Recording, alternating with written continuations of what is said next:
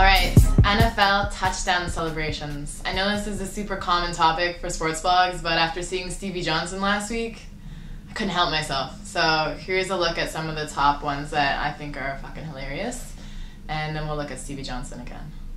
So, number 1, Ocho Cinco, Chad Johnson, whatever, and the Tiger. Dude goes to the end zone, gets a touchdown, grabs one of the pylons, puts the ball in, and then does the Tiger Woods fist pump. Cost, $5,000. Number 2, Randy Moss. Randy Moss gets the touchdown, goes into the end zone, gets right up to the edge, pretends to pull down his pants, wags his ass right at the crowd, and then turns and uses the goalpost as toilet paper.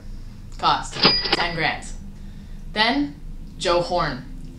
Joe Horn gets a touchdown, goes over to the goal pads, pulls out a phone that he stashed there, calls home. Cost, $30,000. Then, of course, Stevie Johnson on the Bills. Gets his touchdown, pretends he's in a club doing a little dance, shoots himself in the leg, and then flies off. Cost, $10,000.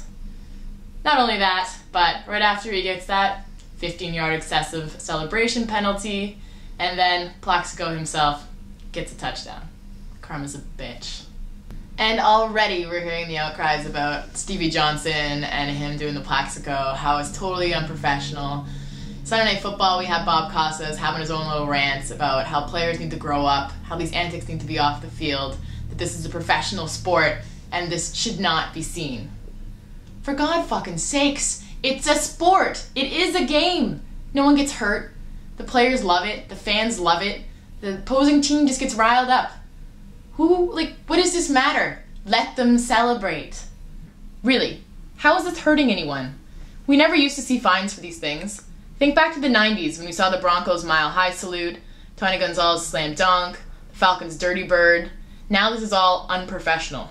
Bob Costas makes his living covering a sport that in its own way has become like a religion. And he can't support something that shows that once you strip it raw, football is, after all, only a game.